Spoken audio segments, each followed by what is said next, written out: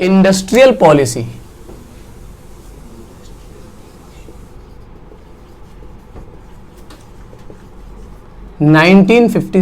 मेरे ख्याल से सबसे पहली पॉलिसी थी ये, या फिर 1948 में भी एक पॉलिसी आई थी। ठीक है, 1956 के अंदर जो सबसे पहली पॉलिसी आई थी इंडस्ट्रियल पॉलिसी, ठीक है, उस पॉलिसी के बारे में बात करने जा रहे हैं और इसने क्या क्या किया, क्या डेवलपमेंट किए, क्या रूल्स एंड रेगुलेशन बनाए और किस तरीके से इंडस्ट्रीज को डेवलप करने के लिए क्या पॉलिसीज तैयार की गई, उनके बारे में पढ़ेंगे। ठीक है जी।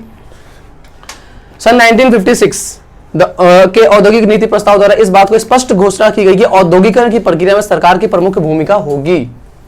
ठीक है, क्या कहा गया कि अगर इंडस्ट्रियलाइजेशन करना है देश के अंदर तो गवर्नमेंट का मोस्ट इंपॉर्टेंट रोल प्ले करेगी गवर्नमेंट अपना, उसको काम करना पड़ेगा। अब क्यों करना पड़ेगा वो हम पढ़ चुके हैं हम लोग। ठीक है, इस नीति द्वारा दूसरी पंचवर्षीय योजना की रूपरेखा तैयार की गई। जब ये लागू की गई थी तो उस टाइम पे सेकेंड 5 ईयर प्लान जो है स्टार्ट होने वाला था। ठीक है, यह सामाजिक न्याय के साथ साथ समृद्धि को प्राप्त करने के लिए करने में मील का पत्थर भी था, माइलस्टोन की तरफ वर्क करेगा ये। ठीक है, हमें ये पता लगाना है कि हम कितने डेवलपमेंट पे पहुंच चुके हैं। ठीक है ना, तो क्या मोटिव था कि सोशल जस्टिस के साथ अपने देश को डेवलप करना है। ठीक है, 1956 की कुछ फीचर्स के बारे में बात कर लेते हैं। तो पहला है आपका, वे उद्योग जिनकी स्थापना तथा विकास केवल सार्वजनिक क्षेत्र के उद्यम के रूप में किया जाएगा, इस श्रेणी में परमाणु ऊर्जा, रक्षा और रेलवे शामिल है। मतलब पूरी की पूरी इंडस्ट्री जो थी वो टोटल इंडस्ट्री को 3 कैटेगरी में डिवाइड कर दिया गया। ठीक है, पहली कैटेगरी ऐसी कैटेगरी थी जो पूरा का पूरा गवर्नमेंट ओन करेगी उसको। समझ में आई बात? गवर्नमेंट के द्वारा पूरा का पूरा जो इंडस्ट्री जो है वो चलाया जाएगा। कौन कौन सा था उसके अंदर? उसमें था आपका ऊर्जा, ठीक है, एनर्जी कह सकते हो, ठीक है, और ये डिफेंस और ये आपका रेलवे। ठीक है, लिख देते हैं। पहला पॉइंट था कि तीन कैटेगरी में डिवाइड कर दिया था। ठीक है, फर्स्ट कैटेगरी जो था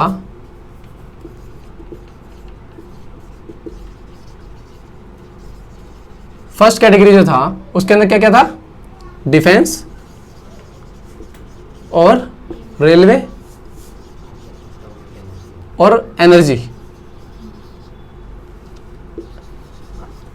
मतलब कहने का ये है कि इन तीनों से रिलेटेड जितने भी इंडस्ट्रीज होंगी ना, वो सारी की सारी सिर्फ और सिर्फ गवर्नमेंट ही चलाएगी और कोई इसमें काम नहीं कर सकता प्राइवेट बंदा। ठीक है ना।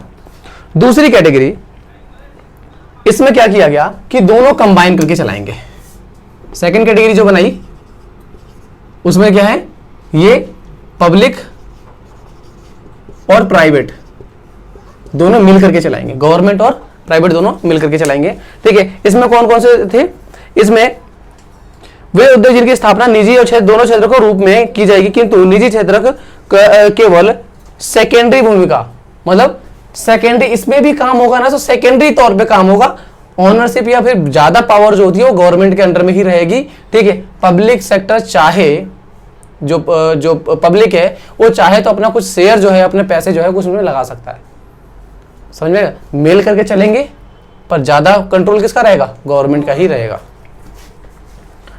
ठीक है, इस श्रेणी में कौन कौन से आएंगे? उर्वरक उद्योग और खनन उद्योग।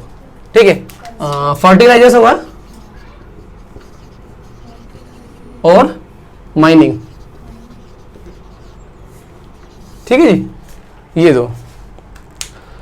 अब अगर पहली और दूसरी जितनी कैटेगरी थी उन दोनों को छोड़ के बाकी जितनी भी है वो थर्ड कैटेगरी में डाल दिया गया। ठीक है, और ये सारा का सारा किसके हाथों में रहेगा? प्राइवेट के हाथों में। ठीक है, बाकी जितने भी कैटेगरी रहेंगी रिमेनिंग सारी की सारी ये थर्ड कैटेगरी में डाल दी जाएंगी। ठीक है जी। इस प्रकार सन 1956 के औद्योगिक नीति के प्रस्ताव ने स्पष्ट कर दिया कि अर्थव्यवस्था में औद्योगिकरण की प्रक्रिया में राज्य का नेतृत्व होगा। इस तरीके से ये पता चल गया कि जो स्टेट है वो अपना इंपॉर्टेंट रोल प्ले कर रहा है। दो कैटेगरी के ऊपर उसका अपना पूरा कंट्रोल है। इसमें तो पूरा का पूरा कंट्रोल है, प्राइवेट सेक्टर घुस ही नहीं सकता, और इसमें प्राइवेट सेक्टर घुस तो सकता है पर गवर्नमेंट के साथ मिल करके थोड़ा बहुत शेयर लगा करके। समझ में बात? फुल्ली ओनरशिप नहीं मिलेगी कभी भी इसके अंदर प्राइवेट की। ठीक है, और तीसरा वाला पूरा कर दिया गया। ठीक है, उसके बाद ये तो हो गया तुम्हारा क्या? पहला पॉइंट कि 3 कैटेगरी में बांट दिया गया था। दूसरा लाइसेंसिंग पॉलिसी के बारे में बात कर रहा है कि जो इंडस्ट्रियल लाइसेंसिंग जो होगा, ठीक है, निजी क्षेत्र में उद्योगों को स्थापित करने के लिए सरकार को लाइसेंस लेना आवश्यक बना दिया। कहते हैं कि अगर आपको इस सेक्टर का भी अगर आपको बिजनेस को करना है या इस सेक्टर का करना है तो दोनों ही सेक्टर में आपको लाइसेंस लेने की जरूरत पड़ेगी। ठीक है, इंडस्ट्रियल पॉलिसी जो लेके आए उसके तो ये लाइसेंसिंग पॉलिसी को लाने का क्या पर्पस था कि अगर लाइसेंस नहीं देंगे हम तो जिसका जैसे मन करेगा वैसे अपनी बिजनेस स्टार्ट कर लेगा। ठीक है, हर कोई चाहेगा कि भाई दिल्ली में ही अपना बिजनेस स्टार्ट कर लूं, तो बैकवर्ड एरियाज में कैसे होगा? तो अगर लाइसेंस लेना कंपलसरी कर दूंगा तो जब लोग आएंगे बोलूंगा भाई दिल्ली में का लाइसेंस नहीं मिलेगा, हरियाणा में खोल लो, नोएडा में खोल लो, गाजियाबाद में खोल लो, ठीक है, बिहार में जाके खोल लो, वहां पे लाइसेंस दे दूंगा, आसानी से दे दूंगा और छूट भी दे दूंगा। इससे क्या होगा कि ये जो एक जो कंसंट्रिक जो डेवलपमेंट हो रहा है ना, ये होकर के वाइडर एरिया में डेवलप हो जाएगा। ठीक है ना, क्षेत्र जो इसका बढ़ने लग जाएगा। ठीक है ना, तो ये ऐसी क्षेत्रीय समानता को प्रोत्साहित करने के लिए था, ताकि जो सभी क्षेत्र जितने भी एरियाज हैं हमारे देश के अंदर, हर एक स्टेट जो है वो प्रॉपरली अपने लेवल से जो है ग्रो करे। ठीक है, ऐसा नहीं होना चाहिए कि भाई एक ही स्टेट बढ़ा जा रहा है। अब मैंने देखा कि भाई जो समुद्र के किनारे जो इलाके थे, ठीक है, वहां पे क्योंकि पोर्ट थे तो वहां से एक्सपोर्ट इंपोर्ट करना बहुत आसान था, तो वहीं के बढ़े चले जा रहे एकदम से। हर कोई सोच रहा वहीं पे खोल लेते हैं जाकर इंडस्ट्री और वहीं से बनाएंगे, वहीं से एक्सपोर्ट कर दिया करेंगे। तो ऐसे काम नहीं चलेगा ना, हमें तो पूरे देश को लेकर के चलना है ना साथ में। ठीक है, तो इसलिए क्या किया गया, लाइसेंस लेकर के। लाइसेंस लाने का पीछे रीजन समझ में आ गया। ठीक है, कि कहीं अपनी मर्जी से या एक तरफा डेवलपमेंट ना होने लग जाए, ठीक है, बराबरी से डेवलपमेंट हो, इसकी वजह से लाइसेंसिंग पॉलिसी लेकर के आई गई। ठीक है, अच्छा जी, एक नए उद्यम को स्थापित करने के लिए न केवल लाइसेंस लेना जरूरी था, बल्कि चालू उद्यमों को अपने उत्पादन क्षमता का विस्तार करने के लिए भी लाइसेंस लेने का आवश्यक कर दिया गया। मतलब नया अगर फैक्ट्री खोलना है तो लाइसेंस लेना ही पड़ेगा, और अगर कोई पुराना लाइसेंस चल रहा है और वो अगर अपना वॉल्यूम अप करना चाहता है, समझ में आई बात? वॉल्यूम अप करना मतलब सेल का वॉल्यूम अगर बढ़ाना चाहता है, ज्यादा प्रोडक्शन करना चाहता है, तो उसको भी लाइसेंस लेना पड़ेगा। ठीक है जी, इस प्रकार संसाधनों का आवंटन विभिन्न उपयोगों और नियमित किया जाना था। इससे क्या होगा कि अगर मान के जो आप रॉ मटेरियल यूज कर रहे हो वो ज्यादा यूज नहीं कर पाओगे आप। बाकी की इंडस्ट्रीज को भी तो रॉ मटेरियल चाहिए, बाकी के लोगों को भी तो आपकी सेम इंडस्ट्री के अंदर रॉ मटेरियल चाहिए। तो ऐसा ना हो जाए कि आप ही पूरा का पूरा जो रॉ मटेरियल लेकर के प्रोडक्शन करना शुरू कर दो।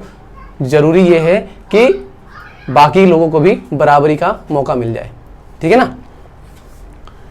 तीसरा जो पॉइंट है हमारा इसके अंदर, इंडस्ट्रियल कंसेशन। देश के पिछड़े क्षेत्रों में उद्योगों की स्थापना हेतु निजी उद्यमियों को कई प्रकार की रियायतें प्रदान की गई। मतलब कहा गया कि भाई अगर आप बैकवर्ड एरिया में जाकर के अपने बिजनेस को स्टार्ट करते हो, फैक्ट्रियां खोलते हो या इंडस्ट्रीज लगाते हो, तो उससे क्या होगा, वहां के लोगों को जॉब मिलेगी।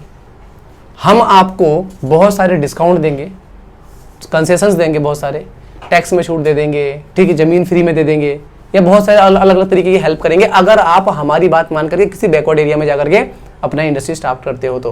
और ये पहले से नहीं, आज भी है। आज भी अगर आप बैकवर्ड एरिया में कुछ काम करोगे जाकर के और लोगों को रोजगार दोगे, गवर्नमेंट आपको सपोर्ट करती है। ठीक है जी। जैसे क्या क्या चीजें, कर अवकाश, कुछ समय के लिए कर के मुक्त। अभी जो नियम चल रहा है वो ये है कि 3 साल तक आप टैक्स फ्री हो। 3 साल में आप जो भी कमाओ कोई टैक्स देना ही नहीं पड़ेगा अगर आप बैकवर्ड एरिया में जाकर के बिजनेस स्टार्ट करते हो तो। किस केसेस में 5 साल तक भी है। ठीक है ना। दूसरा है कि जो बिजली मिलेगी आपको, इलेक्ट्रिसिटी मिलेगी, वो उसमें जो है कंसेशन रेट पे मिलेगी, डिस्काउंटेड रेट पे आपको बिजली मिलेगी। ठीक है। औद्योगिक लाइसेंस की नीति भाती है। औद्योगिक रियायतों का उद्देश्य क्षेत्रीय समानता के प्रोत्साहित करना था, और इसका भी क्या पर्पस था, वही क्षेत्रीय समानता को बढ़ाना। ठीक, जो रीजनल डेवलपमेंट है उसको बढ़ा है, हर एक रीजन जो है वो प्रॉपरली बढ़े। ऐसा ना हो कि एक ही रीजन बढ़ता चला जा रहा है। तो इसको करने के लिए क्या किया गया था कि भाई बैकवर्ड एरिया में अगर आप जाकर के बिजनेस स्टार्ट करते हो तो वहां पर हम लोग आपको सपोर्ट करेंगे, आपको बहुत सारे कंसेशंस देंगे, सब्सिडीज देंगे। ठीक है जी, बस खत्म करते हैं।